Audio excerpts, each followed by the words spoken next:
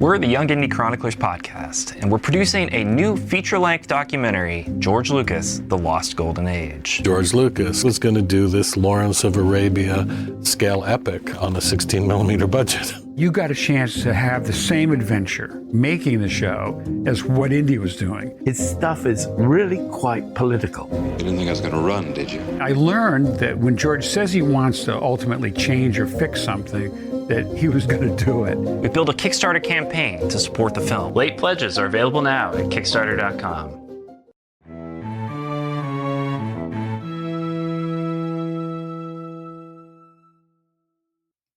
Hello there. Welcome to Force Ghost Conversations.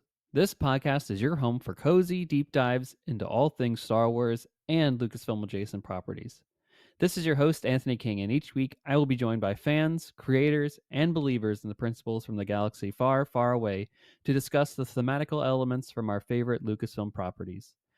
And without further ado, it is time to gather around the campfire for some Force Ghost Conversations.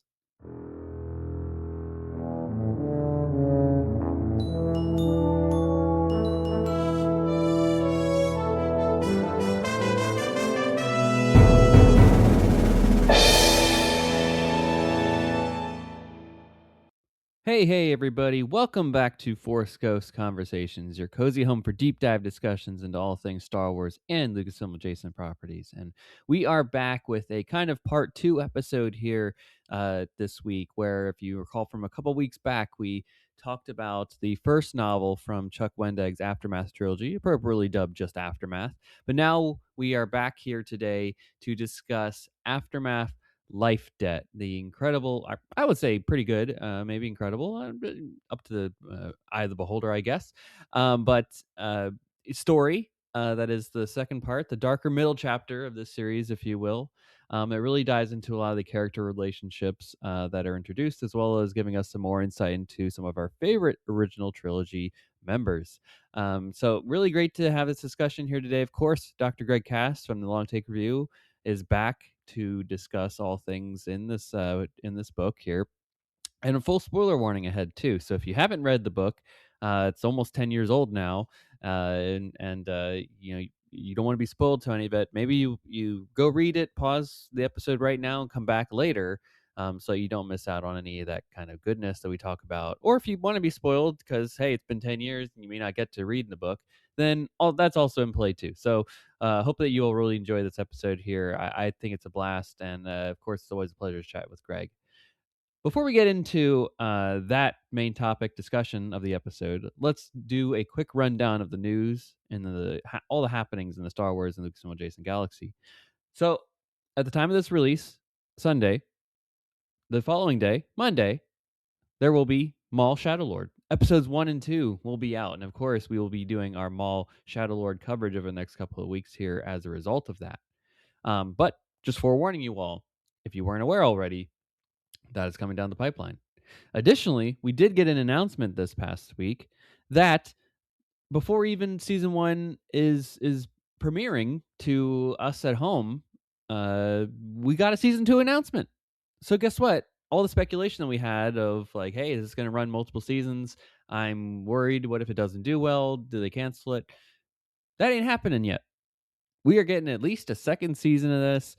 It shows that they are really excited and proud of this product, and I can't wait to see it. It just adds more excitement for me as a fan looking forward to checking this out. And I hope that means the same for you as well, because it can only mean a positive thing if they're like, hey, let's do more of this. We're having a good time. So I'm excited for the show already. This makes me more excited, more than any trailer perhaps right now. So that's the big news announcement. Maul, of course, coming out tomorrow. And then you may have also seen that D23 tickets for this August went on sale this past week as well. We were able to snag a 3-day pass. Unfortunately, we didn't get tickets to the Honda Center for the big main panels. So like the parks, the Legends ceremony, and the entertainment showcase. But we will be boots on the ground at the convention, so we'll be keeping an eye out on all the Star Wars things that'll be happening there at the convention, and hopefully we're able to report back on all the cool and fun things that we're doing there. I think a very limited amount of tickets for the convention itself are available now, and that's of course dating this to the time of this episode release. So if you're a D23 member, you have to be a gold member first too. So you have to be an actual paid membership for D23 in order to even have access to buying tickets to the convention, and then you can go from there. But as far as I understand, there's still a very limited amount, but they may run up dry pretty soon here. So go get yourself some tickets if you really want to be part of that at the convention. But I think they also do like a resale kind of like Ticketmaster, StubHub kind of program later on, so be on the lookout for that as well if you're really interested and you missed out. Maybe you overslept or just had a meeting at the time that tickets went on sale. All that kind of stuff goes into play. I know the drill. These things happen. But yeah, we'll be there. We'll, maybe we'll do a meet and greet. Maybe we'll just uh, set up shop at the Denny's right across from Disneyland, and whoever shows up shows up. I don't know. I am at least getting my pizza down there at downtown Disney. You can rest assured that. So a lot of fun stuff coming down the pipeline, and I can't wait for you all to come along on this journey here. So that is all the news that I had for this week's episode. Let's get into our main topic discussion with Greg. Aftermath, life debt. Stay tuned.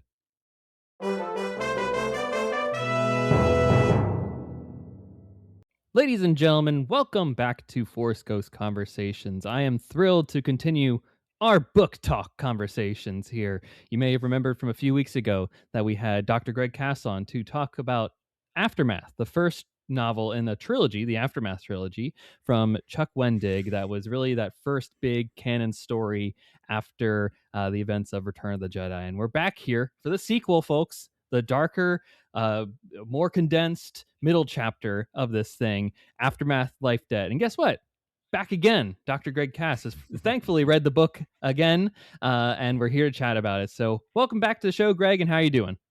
Oh, I'm great. Thank you so much for having me back on. I really love the excuse to revisit these books and any books in general. But yeah, I like Aftermath. I listened to this book, which I had never done before. So that is always a good experience. And I don't know, last time I badmouthed him. So I better say the Snap Wexley voice didn't annoy me as much this time. I think they matured him a little and it worked for me. So I was going to say, yeah, with a little more time, probably Mark Thompson was like, oh, he's probably like 17 now. So, a little bit older, a little wiser. He's seen war. He's hardened.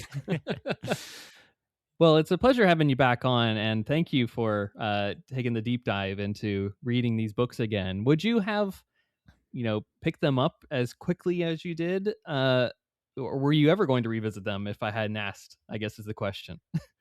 Yeah, it's a good question. I certainly had no immediate plans to do it until you reached out and said, hey, I'm looking for somebody to talk about this trilogy. But what has been really nice about it is we're kind of, we were in a moment where like the comics were picking up right alongside this era. And we had both the main title get to kind of around this time. I guess the main title was after this time, technically, because we'd already gotten to the Battle of Jakku.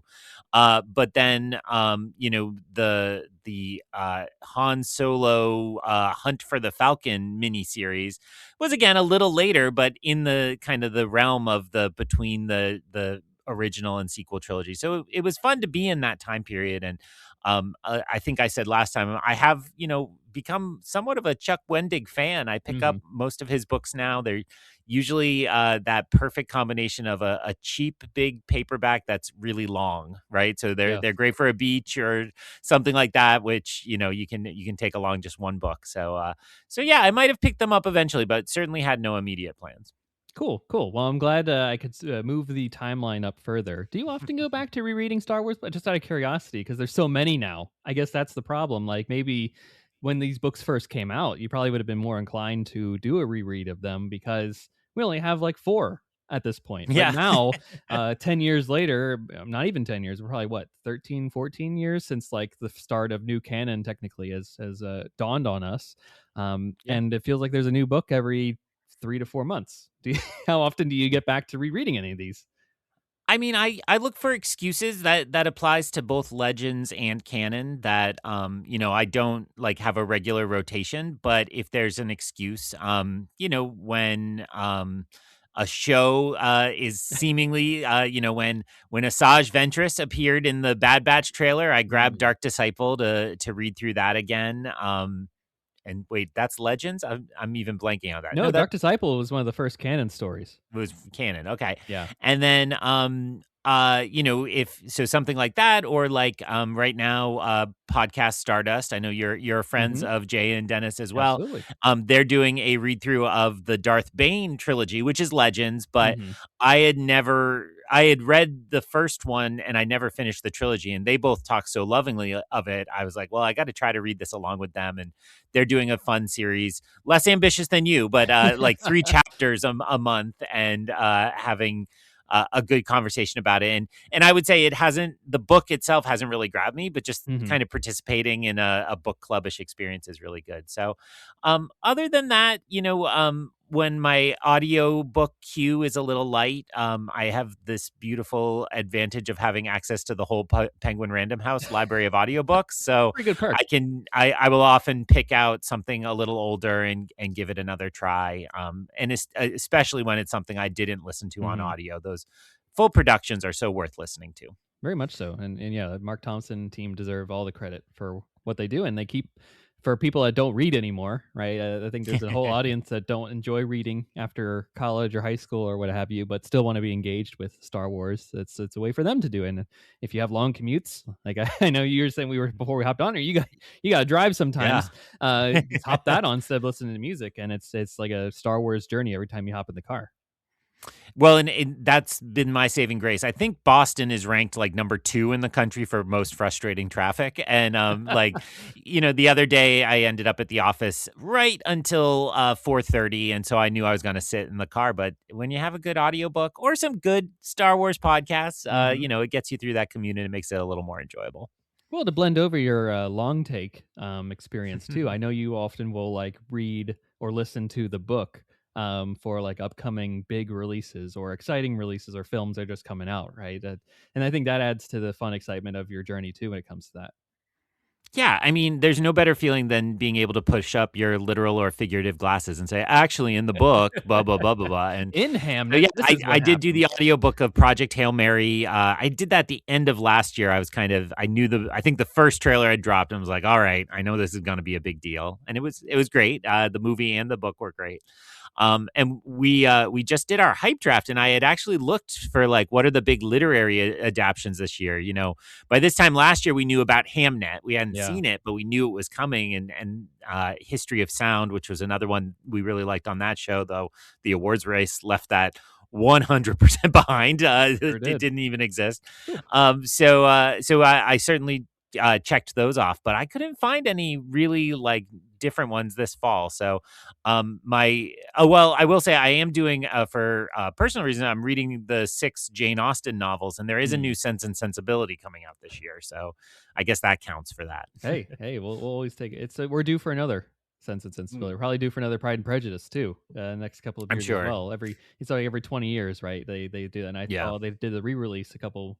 I think with Revenge of the Sith was the same time. They did 2 re-releases the same week. Pride and Prejudice and Revenge of the Sith. I'm like, that'd be an interesting double feature for the folks that really want to do that.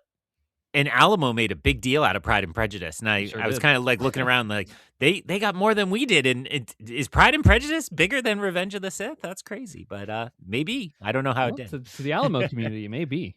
But I think maybe obviously, I think the Odyssey will be the biggest literary one for this summer. That's a good point. And the other one arguably has already happened with Wuthering Heights. So, maybe there's a release we're not aware of yet that's coming down the pipeline that'll surprise us all. But very fun, and I'm glad to always enjoy seeing your adventures of like, hey, I'm reading this now. When you pop that on your Instagram feed. So thank you for sharing that and for diving into Life Debt. And let's get into the book here too. So this story comes out in July of 2016. So we're almost at 10 years of that this summer, which was actually a few months also prior to the release of Rogue One, which is also celebrating the upcoming 10th anniversary. do you have any memories and thoughts from July 2016?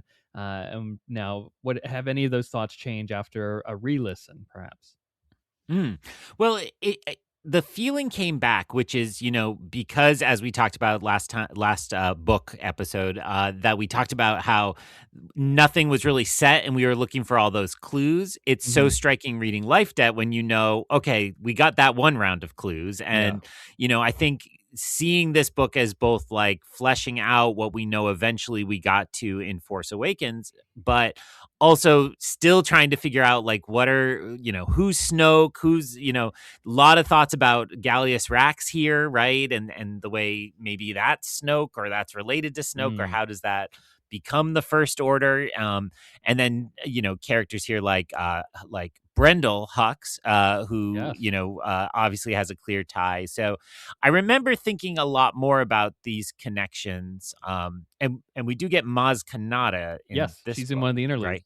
Yeah. So all these ways in which it was clear Chuck Wendig had been given more to work with this time around, for better and worse. And I do think that helped take some of the pressure off. So my memory of this trilogy before sitting down to listen to any of these was that the first one was okay, the second one was really good, and the third one was a fitting finale. But I remembered the second as my favorite of the three.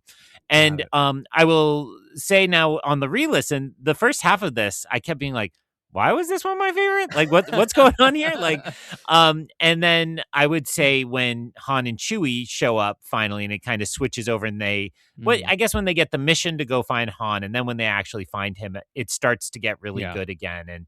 And so I certainly like the back half of this book more than I like the front half of this book. But overall, my feelings were still positive. I had a good time listening to this. And I'm interested to hear from you, or in general, how people think about like if this was going to just be a trilogy of those that crew that we met, the Akiva crew we met. It's almost like they got overshadowed. It reminds me a little bit about how poor Tom Holland Spider-Man can't show up in a movie without some bigger name Avenger showing up. And like, it's like, well, these could just be Spider-Man movies, but they need that other figure there for contractual reasons between studios, I believe. That's right. The contractual reasons and box office, baby. Merchandise. The other way to sell tickets is through action figures and Funko Pops and all that stuff. Yeah, I mean, I'll just echo your sentiment there. I like, just full spoiler, because I have read the entire trilogy too. This is my favorite of the three. So I agree with you on that one. And I will also and you on this book struggles with pacing. But I think that may be a Chuck Wendig problem. Yeah. But because I felt like that through the other texts as well. But I will say, yeah, first half, I'm like, oh, what are we doing here? And then second half, boom, we're in this. Get me to the finish line, and then we get there eventually. And then it does so in such a great way. But I think in hindsight, and a lot of the questions that I have for you, or we'll delve into this more, is that I did like the juiciness of so many of these relationships and character relationships in this story. And because of the weird wonky pacing in this thing, you're able to have those long drawn out conversations that need to happen, that I'm like, oh, I've never wanted that before, but hey, let's talk about that.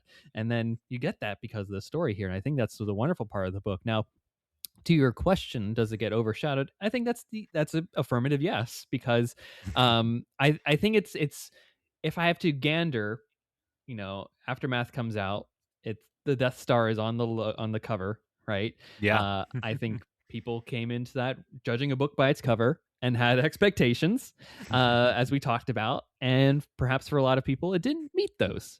And then this one comes out and it's got the Falcon right on it, and it's Life Debt, and there's so many in the fandom that that was like, oh, I know Han and Chewie have this like life debt pact, and that's why they're together. So it's going to be a Han and book, and so I feel like a little bit of the knee-jerk reaction perhaps of we have to engage with those original trilogy characters a little bit more than what we did in the last one. Now, we set up these interesting characters and dynamics from the Akiva crew, but we gotta inject this thing with a little bit more Leia and Mon Mothma and what the New Republic's doing right now, and you also get that too. So honestly, I feel like at the end of all the things here, this is a best of both worlds scenario where you get a lot of juicy content from the team, plus where these characters are at that we know and love from the original trilogy are also infused into it. More so better than I would say Aftermath Empire's End does, and obviously better Yeah. than what the first one does. So if you're looking for a best of both worlds kind of scenario, this is going to be the book to pick up, kids. I think that's well said, and you reminded me another point I thought while listening to this is I was so invested in Mon Mothma, and I was Yes. trying to remember how, like, I didn't care about Mon Mothma when this book came out. Like, of course, No. she had been in Return of the Jedi and almost in Revenge of the Sith. We'd seen the deleted scenes by then, so, you know, we knew there was more to her story. But, like, now I would rank Mon Mothma from Andor as, like, a top 10 Mm-hmm. character in my fandom, and so, like, seeing her struggle and fail, and she's a little silly at times. Mm-hmm. It's like, you know, too committed to like kind of pacifist idealism, and the book Yeah. kind of teases her, and we get a little of that in the TV shows, right? We get the idea that the New Republic is too idealistic for its own good at times. Maybe not specifically Mon Mothma, but you know, the Republic she's shaping. Right. So it was funny to think about, like, man, I'm sure I didn't even like hesitate to gloss over those pieces before when I read this. But now it's like, well, you better treat my girl right. She's the best. Well, it's so interesting to bring that up because this book comes out prior to Rogue One, even. So, Yeah, you know, good and point. I imagine in your head as you're reading this, you're thinking 1983 Catherine Waterston, I think is the actress's Black name. and Stone, I Blackenstone, think. that's it. Yep. Yeah. Okay, that's right. You're thinking her portrayal of Yeah, Mon absolutely. Mothma in this, and now with 10 years beyond, right? We're talking Mon Mothma. I think that by this point you would have definitely seen her in the trailers for Rogue Yep. One. But you know, you'd have just been like, "Oh, fun Easter egg," because that's the character, that person that played the character in the Rogue Revenge of the Sith deleted scenes. They're Yep. bringing her back for just a little bit of a cameo, probably. And boy, little did we know how much that character would just blow up in the last 10 years, right? Then the introduction, reintroduction, perhaps in Rogue One, Rebels. We got Mon Mothma, same Yeah. voice too. Obviously Andor, 2 seasons of that, plus the Ahsoka, right? Can't forget Yep. that one too. So like, Genevieve O'Reilly is Mon Yeah. Mothma. She'll never escape that. And every time that they need a Mon Mothma moving forward, that's going to be the person that they call. So yeah, I totally am with you 100% on that one. That's the fascinating thing of like the time and space, because like, you know, I will even talk about this later on too, right? But like Solo doesn't exist at this point, right? So like all the Yep. Han Chewie dynamics, right? You know, we only got so much about the marriage of Han and Leia by this point. But now we have like 3 books in that era that tell us more about them. Plus, we have the full trilogy of what happens afterwards in the sequel trilogy. Yeah. So, you know, so much hindsight that makes this book even better, I think, with 10 years of it marinating. Absolutely. Yeah. And I do think, you know, trying to understand the ways in which the crowds at the time wanted this content and Mhm. how much they want, right? Like I do think this was still in the afterglow of Force Awakens. So we were happy we'd seen those old actors, but there were a lot of questions about Leia's relationship to the New Republic. I mean, you mentioned Bloodlines, which really starts to try to piece that out more clearly, Yeah. which wouldn't have been out No, until it after wouldn't. this. It wouldn't. So, It would be yeah. this. I think that's the next book after this, if I'm not Oh, okay. mistaken. This, because that would have been pre Last Jedi. Well, Yeah. not obviously the next one. I think Catalyst was the next one, but pretty Okay. soon thereafter, it would have been, because I believe Ryan Johnson was like involved with Claudia Gray and like gave some notes on Oh, nice. what to include in the story, because knowing the Last Jedi was coming out. But anywho, yeah. Yeah, so we were definitely still hungry for that content, and the little tease that Luke Skywalker is still out there and that he and Leia communicate, right? And so on, like, or kind of sense each other more than communicate. Yeah. It all is like, oh, but I'd really like a Luke book, please. But that's okay. We'll get there. You're telling me Kevin Hearn's Heir to the Jedi wasn't satiating your appetite for Luke content? No. Nor was the Jason Aaron comic line at that time. No. Well, I mean, there was a lot of Luke in that, but yeah, but you know, this is also the moment where the Star Wars to Empire piece of canon was getting Mhm. so So much. oversaturated between comics and everything else, and so it has felt really good to not be in that time zone for a little bit, and this was definitely a breath of fresh air within that moment. Agreed. So let's dive into this book a little more here. And like I was saying earlier, or at least alluding to, one could say that this book centers around relationships, like it's at the heart of everything of this thing. So that'll kind of serve as the basis of this conversation henceforth.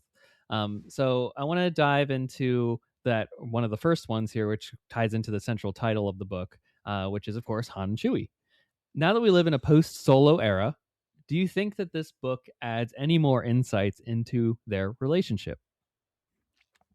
So, you know, I think when it came out, this was still kind of an open question of how the canon reset works. Mhm. And actually, we're still asking that a Oh, lot. yes. There's this there's a way in which like everything in Legends is true until they undo it, right? And Until it's I always egregiously undone. Yeah. yes, sometimes egregiously and so on. But like silly things like, that the Rhodians are from a swamp planet. That's actually in Clone Wars or whatever. Mhm. But Yeah. like there's these like details of species that we don't really know is not true. And then I don't know how Leland Chi keeps it straight. I think he probably just tells authors, well, this is what they are. But like if you want to change that, you can, because this is what they are in canon so far, or something like that. Mhm. And I think Han and Chewie's relationship at this moment was kind of that we assumed kind of the Legends version of Chewie was a slave, Han liberated him, that existed still in this timeline. And you're right that it took until Solo to kind of get it really clarified how exactly that happened. And Mhm. I still I'm not here to rag on Solo, but I still don't completely understand the life debt being assigned, right? I mean, he kind of freed him, but they kind of did it together, right? Like it doesn't Hey, seem worthy of a if it life wasn't for debt. Han's smarts, they wouldn't have gotten out. He created the plan. Okay. Okay. But yeah. That's pretty good. But yeah. So it is a little funny in the post Solo era. But I think it was clear that this relationship was largely broad strokes what we knew it to be. That Mhm. Chewie had rescued, or sorry, Han had rescued Chewie at some point, and then he offered the life debt forever. So to answer the actual question, though, the piece it adds, I think, is pretty beautiful. And actually, after Solo, the image that kept coming to mind is the very end of that movie, and this is Carl from Mm. Wampa's Lair, who I know was a recent guest. This is his favorite moment in Solo, which is when Han realizes it's all kind of falling apart. Yes, and Chewie puts his arm around him, and you realize, like, he did find the love of his life. It just wasn't the one he thought it was. So I thought that image came to mind in these scenes on Kashyyyk, and the way they part is really quite beautiful, Yes. right? Yeah. And by the time I'm reading this, I am, I'm a dad by the time this book comes out, and it's not that I said goodbye to my friends permanently, but you reach that moment in like your late 20s, 30s, where like the college relationships, the high school relationships, kind of don't mean anything, or Mhm. they're just racists you see on Facebook now, Yes. and so then you find your new family, both in your immediate family, or you find new friends and so on. And it very much felt like that, like they had their glory days, and now they're Mhm. gonna set those aside to go become family men, both of them. And it's always a little funny that Chewie apparently had a wife and kid just waiting at home, which there you go. There's a great example of like it's still canon, I guess, from the holiday special on through. That's But right. yeah.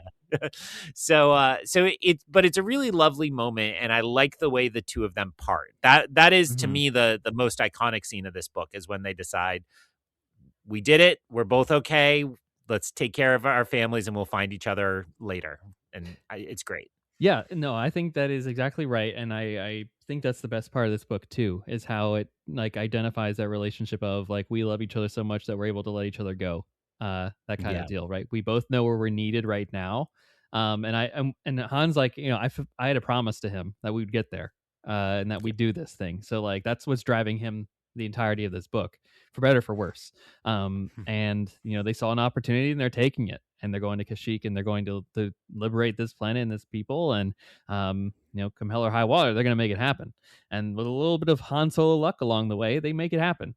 And of course, it leads to some other, the domino effect of things is really interesting. If you were to, Brenton's on the Kashyyyk prison. Yep. And if Yeah. he doesn't go, then do we get the Battle of Jakku? Like, I don't know. Maybe not. I don't. Always in Yeah. motion the future is, right? But and you're getting a little ahead of myself there. But yeah, I do appreciate how that ends there, and I do think that it adds to like I like I know people are very defensive about the life debt thing. What I can't remember exactly what story is actually told in Legends. Um, yeah, I'm sure someone can tell me. But I, I do really appreciate in Solo that it's like it's not necessarily like an obligation; it's a choice that Chewie always makes, Mm. where he's like, "This is my guy. I'm choosing to be here with him. I see something in him. He sees something in me. Where this is a mutual relationship." Kind of a life debt, but I'm ultimately choosing to be here. There's nothing honor bound that keeps me to him. um, and I've always liked that aspect of what what the movie presents by that, and I think this just adds to that.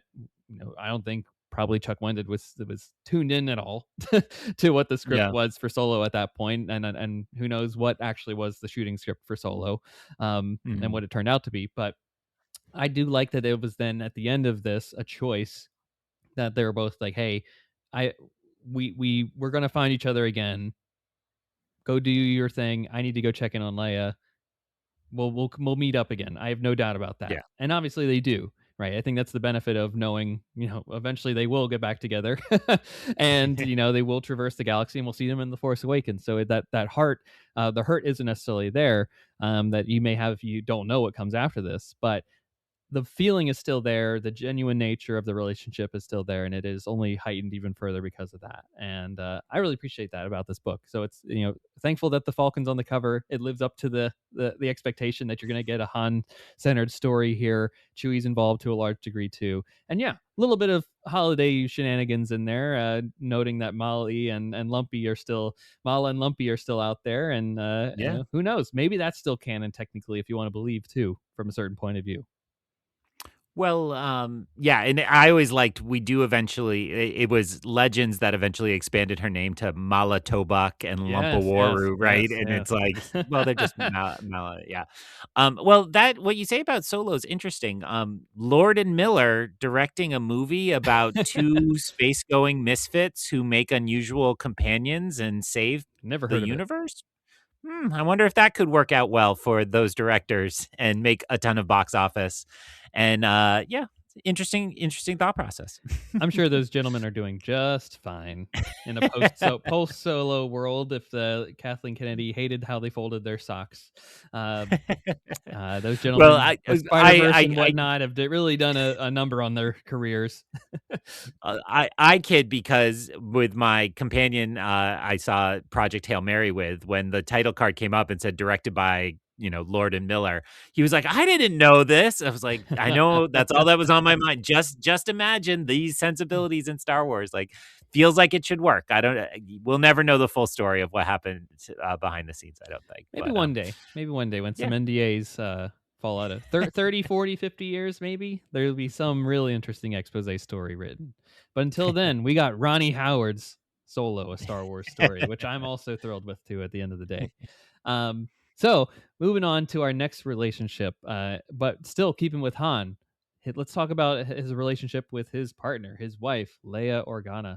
The Force Awakens is a part of the zeitgeist by the time this book was written and released.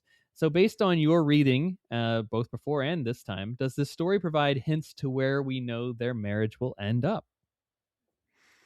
So I actually kept thinking about the line from Force Awakens, and I will butcher it and not get it correct. When Han and Leia are finally together on the Resistance planet, not on Takadana, but when they actually get to the planet, I'm forgetting the name of. Dakar. Dakar, yes, in the Elenian system. D''QAR. So they are talking about what happened, and Han says, I went back to doing what I knew best, right? And Leia says, we both did. And I thought of that a lot here because, if the inflection point is Luke and Kylo breaking up, then this is right on the other side from the Force Awakens on that, and that we're seeing, this is what they would have kept doing had Kylo not been conceived. Sorry, I should say Ben. Had Ben not been conceived. Yes. And if they hadn't wanted to make a go of a kind of legitimate family life in this crazy galaxy. And it fits. And you know, the Hunt for the Falcon comic series has also really picked up on these vibes of like, Han is he's not as past his prime as he is when he shows up in Force Awakens. And Yeah. you know, what is the Guavian Death Gang saying, like, your game is old, Solo. Right. And you get that he still has it here. He could still kind of be that rogue, and he hasn't burned up all the bridges. But you also get that he wants and deserves something more, and that something more is Leia, and to make a try of it. And now here I will praise Solo, because like with all the baggage of knowing his full backstory, that he's always been a loner, and you know, the kind of devastation in that time of, you know, I don't think Han and Kira was written in the stars, but it hurts to break up with your first girlfriend. I guess I should say, or so I'm told. I'm actually married to my first girlfriend, so so I'm told it hurts to break up with your first girlfriend. And so yeah, I do feel like you know, that all enriches this and makes their marriage really nicely wrought here. That, you know, they're struggling to figure out what their roles mean. I think in some ways, and I mean this with love and actually admiration, it kind of cheapens their romance in the right kind of way, where it's not like it's written in the stars, it's destiny, they were always going to end up together and live happily ever after, to like, hey, we were going through some crazy stuff and we found each other and we smooched inside an asteroid and got together in a really exciting moment on Endor. So like, it made it feel like that's kind of more real than fairy book. And I think that really helped it feel like it could lead to those Force Awakens moments that also feel very real and legitimate. And I never found heartbreaking. It's like, you know, I love Han Solo. He doesn't seem like a guy who stays stable in a relationship. Yeah, I agree on that one. Han just he's a loose cannon. Can't hold him down. But also Leia can't help herself to like not be not be politician Leia, and to keep things afloat, right? Because folks listening at home, spoiler for an upcoming episode, months down the line probably, but I am reading right now Princess and the Scoundrel, which, as to your point, Greg, is like the whole thing that I'm thinking that book does so well is kind of talk about how crazy it is that how the circumstances of their marriage, right? I don't know what legends would say of like how, like, if they got married on end. I don't actually know that how and when they got married, but they get married basically like 2 days after the after the Death Star is destroyed, out of very much a crime of passion, if you will. But like the story will, in that story will say, and I think the lingering effects are shown here, is that, you know, Han is in carbonite for a year. And then he gets freed, and it's roughly like maybe a week later that they're married. Boy, that brings up questions about like, could he legally have consented, or did he have hibernation sickness still? Right. Yeah, exactly. I always love those theories about that's why Harrison's performance is so goofy on Endor, is because he's having the lingering effects of being frozen. So yeah, I think works. that's exactly right too. And yeah, exactly. And you know, they'll acknowledge it. They're like, I don't really know if I know this person, but we're married now, so we kind of just got to roll with it. And circumstances work out that Han can't stay still. Doesn't feel comfortable in certain circumstances and situations, and goes off and does his thing. And the DNA is there of just like him barely checking in with Leia, but also Leia's not like, I need to know what Han's up to every 24/7. I got this very blurry HoloNet message from him, and someone should go after him, but it's not me, because I'm here and I'm doing this work and I'm pregnant, so deal with it. Meanwhile, he's like, I got a pregnant wife out there and I don't care, I got to do this life debt thing. yeah So like they're both problematic at this point. It's so interesting to see that, because eventually it'll be they're like, you know, we both went back to what we knew how to do, and that was what we were. Yeah. Well, I was thinking about how it's become in vogue when a couple, like when a woman is pregnant, that the couple goes on a baby moon, right? You take like one trip before the pregnancy is too far along to kind of enjoy your life as a couple one last time. That sounds very dramatic, but before it changes, because the baby does change it. And so it felt a little like that, except that Hans was like one last bro out, right? Like I just gotta go out with my guys. I actually kind of wish Lando was here. I It think is he would have missing. fit Yeah. in. And even if it's just he gets called in to blast a ship or something, I think it would have been fun. But I'm sure the rule at the time was don't set any characters in stone until we know for sure it's okay. Yeah. But yeah, it would have been fun. But I do think that and Hans kind of one last ride, taking care of the loose ends, felt very fitting. That's a good point. I didn't think about I don't even think. Well, I'm giving frankly. I think we're giving Han too much credit that he's thinking about like, oh, this is my one last chance to do this before the kid's born. I gotta settle down and be a dad. Like I don't think that was in his mind at all. I think if I have to gander based off of my understanding of Han at this point, and the way the book presents it, he was gung ho. We gotta do this now because they got the intel at the end of the first book that they had an opportunity to Yeah. to take this next step here on this front. And then of course, all the shenanigans that happen afterwards with Han and Leia, all interesting stuff. But speaking of another marriage that's also going down the pipes, Brenton and Nora Wexley. So over to the Akiva crew here, folks. And also kind of a spoiler here because very much a part of the first novel is that Brenton is, I presume, dead, nowhere to be found, maybe out there in the galaxy, no one knows. We're just rolling with that he's never coming back kind of deal. But he's actually on Kashyyyk in part of the Imperial prison that's there and gets freed, and we learn he survives. So Greg, what was your reaction upon learning about his survival, and what do you make of his part in the actions later on Chandrila? It's funny to think about my reactions to each phase of that and then kind of the overall plot line. So I'll try to give both, which is I hadn't remembered this, that I remembered more the Nora Wedge relationship, Yeah. which has Wedge. some roots here, and it starts to sprout and then gets cut off. There's like a gardening metaphor in here somewhere that Yes. I'm mangling, but and so I had remembered that those two were together or interested in each other, and so I'd completely forgotten that Brenton showed back up, and I was really, even though they hint pretty heavily, like there's all those gestures like, wow, the world would be different if my dad were still around. And then of course when they get in the prison ship and he shows back up, I'm like, oh right, he couldn't have been more obvious about that this was coming. And yet I was surprised in the moment. And then when it's all kind of sour for that middle stretch, well, and this is all kind of in the second half of the book, but in the middle stretch of the Brenton plot line, I really didn't like it. Like, I didn't like him. I thought the like moodiness and like I just go for walks, like didn't feel that good or that interesting. I tried to give it the benefit of the doubt. He was doing stuff with PTSD and all that, and it's sensitive and it's important and it's like trying to do something, but didn't really work. And then when the kind of Manchurian moment happens, it's really, I should talk Star Wars. It's like Order 66. Really, they even get down to the biochips and all that. Yep. It was like, oh right, and that kind of made it all click back together.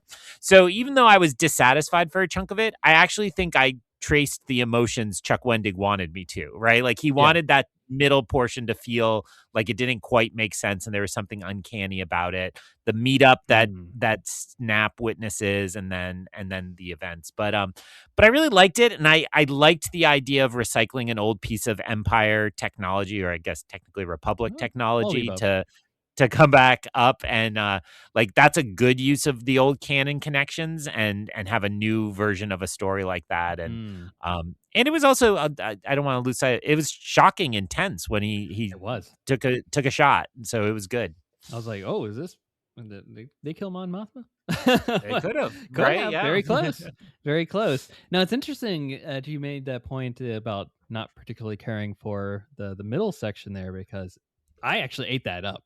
Oh, good. On the other side. So maybe I'm able to sway your thoughts on this matter here. But we're both fans of Ken Burns on this podcast here. I don't know if, Greg, you have had the chance to see his work on the Vietnam War yet. I have. You haven't seen the nods? Okay, great. I had watched it pretty recently here too. and I was getting flashbacks to the POWs from Vietnam that are highlighted in that story, particularly the ones that were there um, from very early on, like 1965, 1966, and then stuck in Hanoi prison camps in North Vietnam through the early 70s, 72, 73, 74, 75, but until they're eventually pulled out of there. And the reintegration that they shared and those storylines were so reminiscent of this tale here. The oh, everything's back to normal again. Oh, isn't it so great to have dad home? And then dad's like, I've gone through a whole life and you don't know what I've Yeah. experienced and done. And like I just have to go on these walks and like the moodiness, the erratic nature of things, like getting not being able to know where things are at, and then getting frustrated by that, like the things that we probably take for granted for because we're not in a 100% fight or flight mode most of the time that they experienced. And um I think they showed a stat in that documentary that was, or maybe I looked at it afterwards, but the divorce rate of surviving POWs from Vietnam is so high.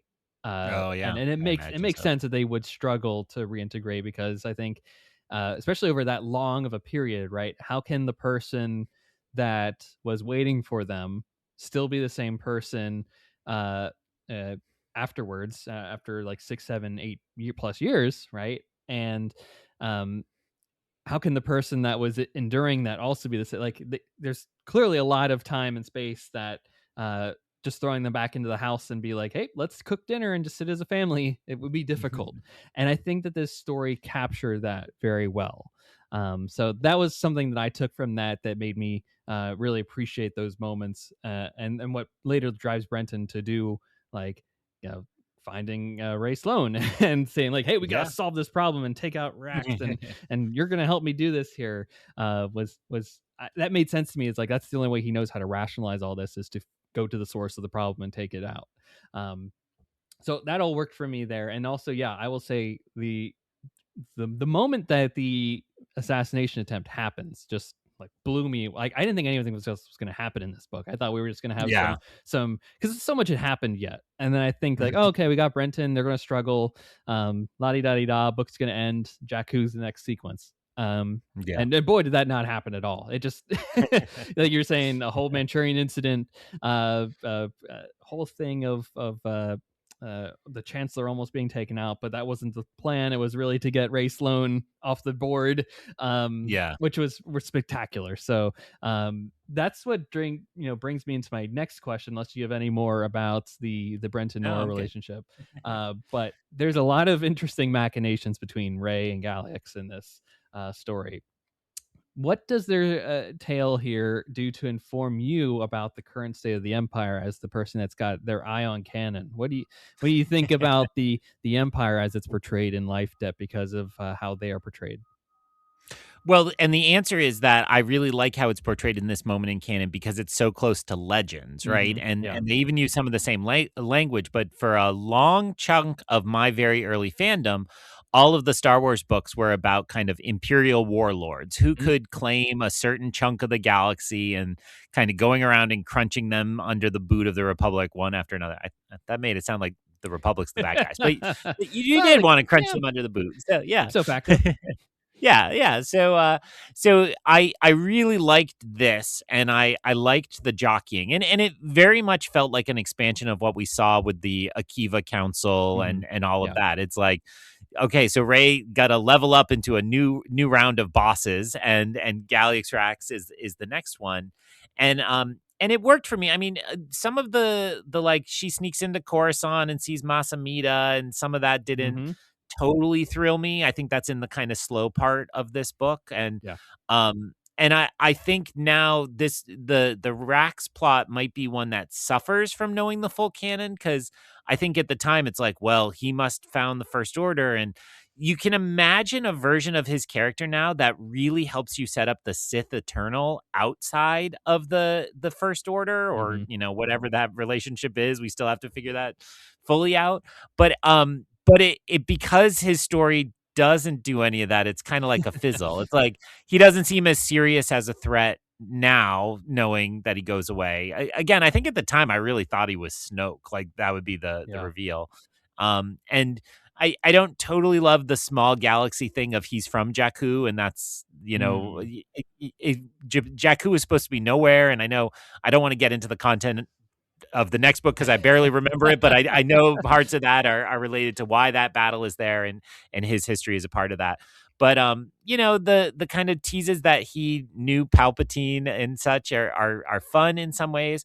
But I found myself like totally rooting for Sloane the whole time, and Yep. it's actually the Dedra Miro from Andor problem where you're like, let's go, she's gonna be. Oh wait, I'm rooting for a fascist. She's Like, evil. oh no, oh dear, are we the baddies?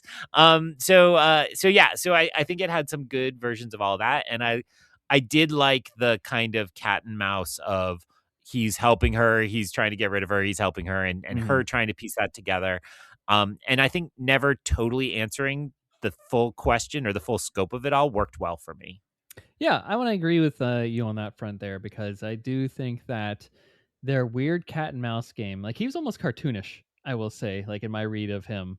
And I'm like, oh, this guy's like definitely evil empire, but like I don't know why, but I just thought of him as being like a 10-foot tall, so like power of the force action figure basically, as he's in this. I'm like, wow, this is really making this like Ray Sloan uh political journey between them, like a David and Goliath kind of story. And like, yeah, like you're saying, like it's weird that I'm oddly rooting for this person. Like of the two, if I have to pick one evil, I guess I'll pick the Ray Sloan evil, because she doesn't seem Yeah. as like cartoonishly twirling the mustache kind of villainy that somewhat of Gallius Rex presents, because arguably he had so much of that Palpatine connection, which is very much that cartoonishly evil kind of person there.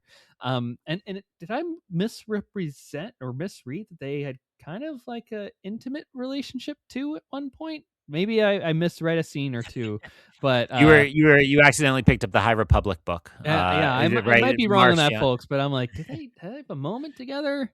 Like this I is I don't very interesting. recall one, but with audiobooks, every once in a while, somebody cuts me off in traffic and I don't Yes, listen yes, you closely have enough to for enough time. So throw your I can't fists be the at people. definitive answer on that. I'm not. I don't want to be the definitive one either there, but I'm like, man, this again. Talk about if true, trying to one up each other, right? Like Yeah. it's just the power dynamic between the two of them. There's no love lost.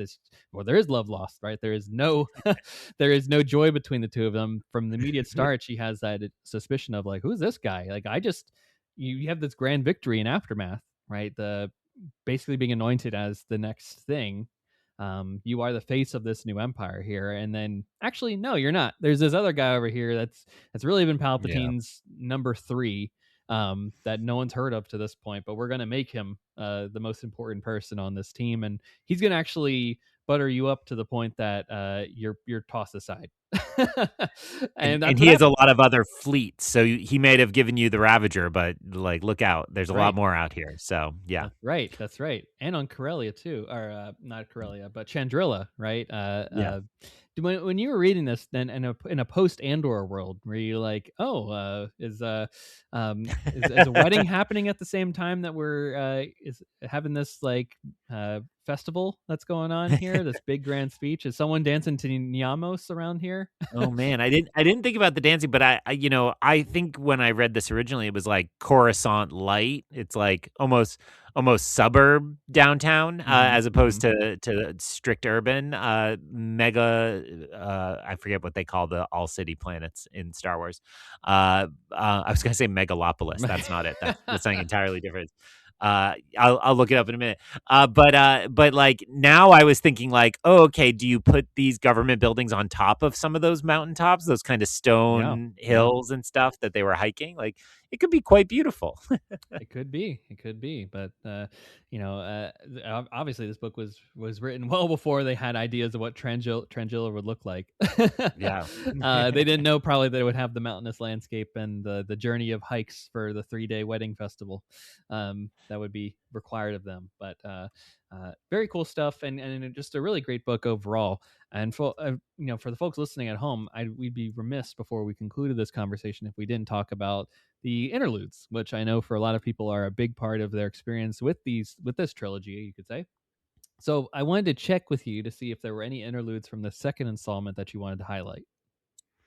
I just want to answer that they call them ecumenopolises. Ecumenopolises. That is I assume that's only outside of canon or in books about Star Wars, not Tony Star Wars. Gilroy is not putting that into Bo Willimon and the whole team at Andor was like, we're not Cassian is not saying that.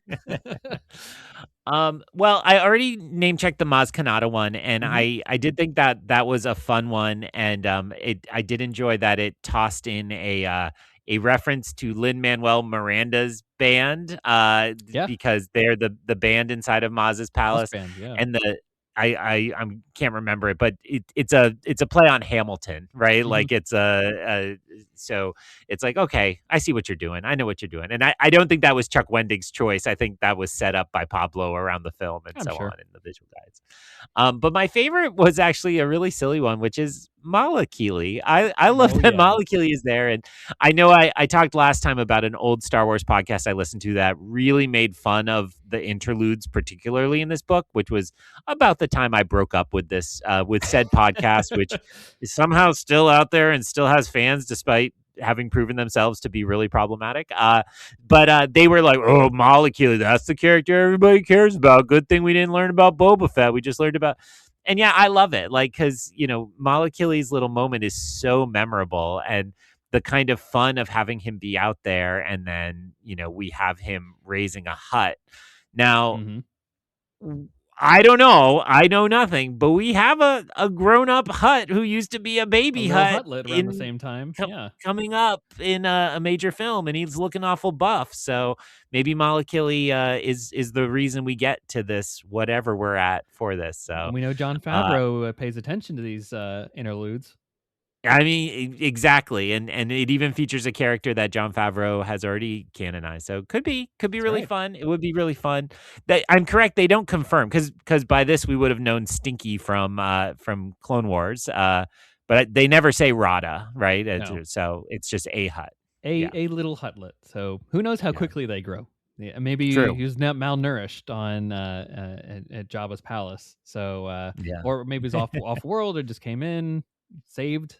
Malakili saved him, right? Perhaps what the deal is behind that. We might get that answer in a few months, a few weeks. Yeah, it'd be fun. It would be fun. And that was the one I was going to highlight too, because not only is it great to have the Malakili thing, which it's interesting that you would say, like you mentioned the podcast that shall not be named, but I could see how that mindset shifts of that group already, right? Which is back then they're saying, Malakili, we don't need a story with him. We need Boba Fett.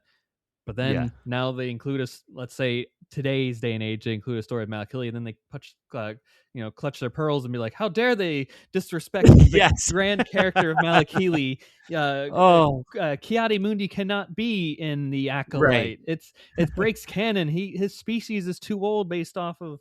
A trading card from 2001 that no one. There was a short story in Star Wars Insider in 1984, and it said, that kind of move. Exactly. Absolutely. It's whatever narrative they need to shift, they will do it to fit the needs of the era. But like you alluded to as well, I like that it's a somewhat pseudo sequel to the interlude from the first book, thereby including Cobb Vanth in the story, and also noting Freetown. And then I like kind of thinking that maybe in a few years, maybe Malakili is still in Freetown and Mos Pelgo as Mandalorian and Boba Fett are running around doing their adventures here in this. Oh, that would have been great. I mean, I assume the actor has passed. I don't know, but sure. But they got Danny Trejo as Malakili kind of stand-in for Book of Boba Fett, so the memory still lives on. And all that. So great, and a little Patissa nod in this, the former Rancor.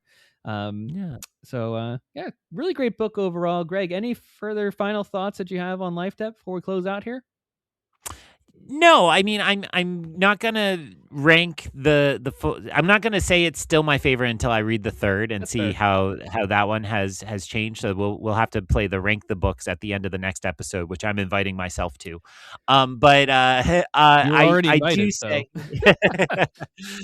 so I do say, like, I still found this really enjoyable. I liked it better than the first, and I think as much as I do at times like Star Wars, that's far from the main trilogies and the characters and the big three from the OT. If you're this close, I think you have to include them. Kind of between those two. Yeah. I mean, although I say that, but I loved Alphabet Squadron, so I don't know. I'm full of contradictions, but I did like that, and it is really fun in revisiting to think about how small canon was at this time and the pieces.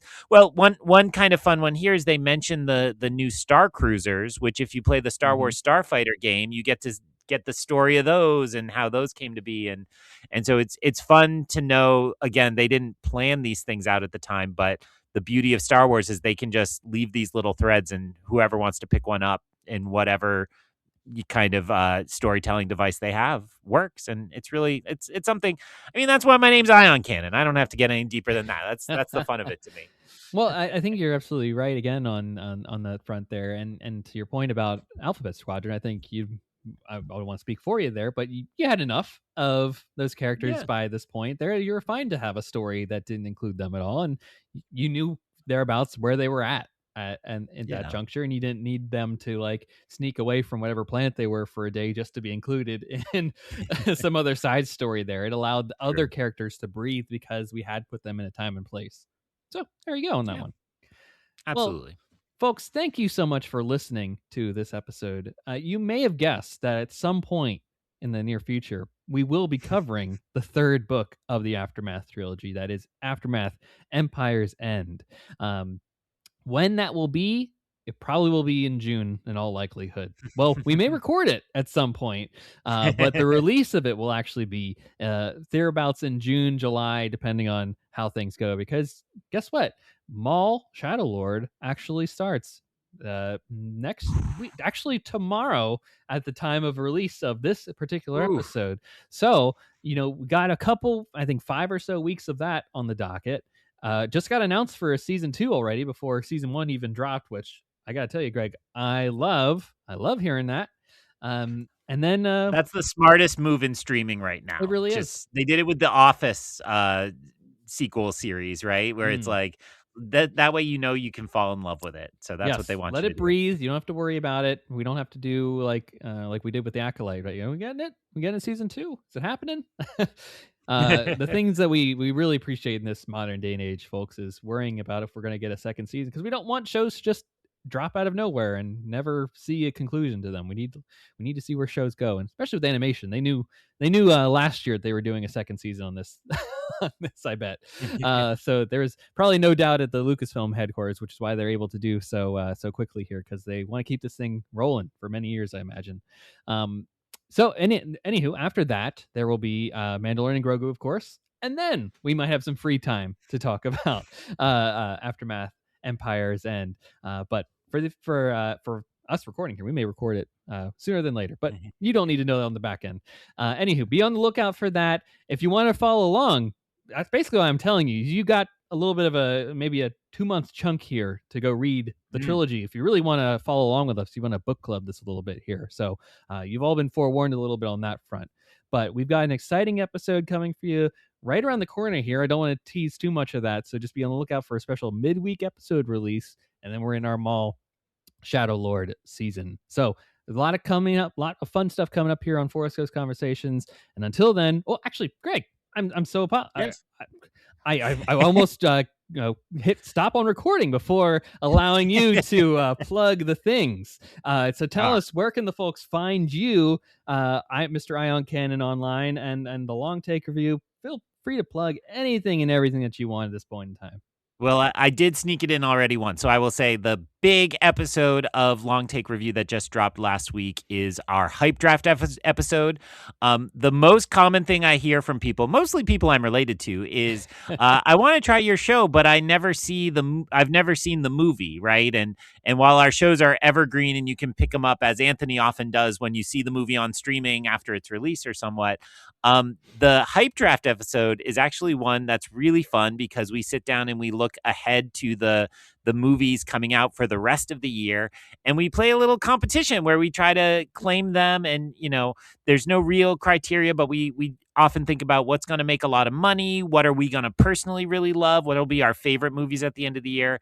And of course, because it's long take review, what will win Oscars at the end of the year? So we just released that episode, I think yesterday as we're Yes. recording this. So it'll be fresh in your feeds at the long take review or on Substack at the long take review. And I will just say, we don't know the winners until we actually see the darn movies.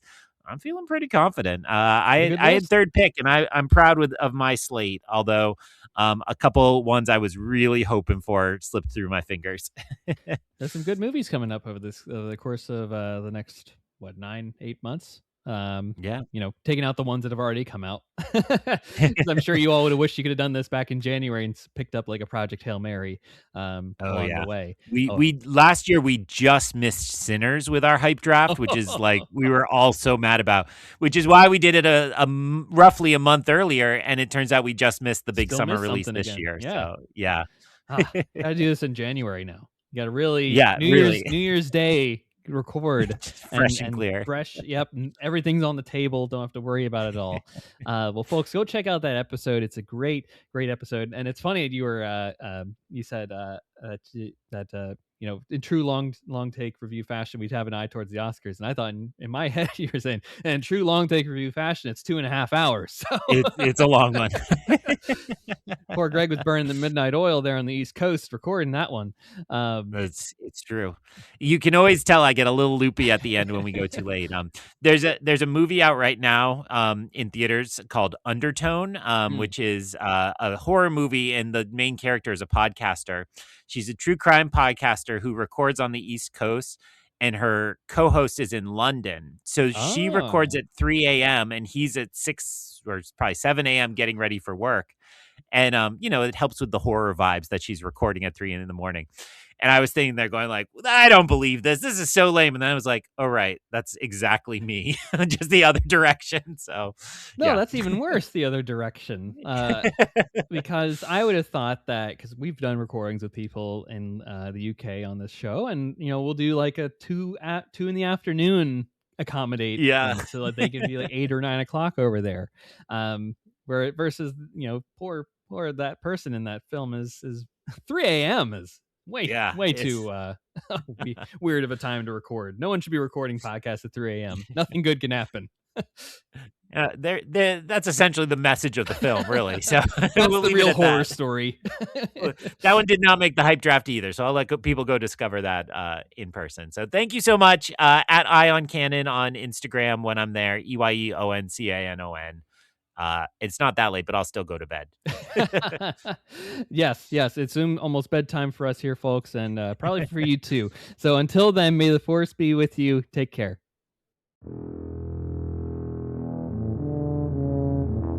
Thank you.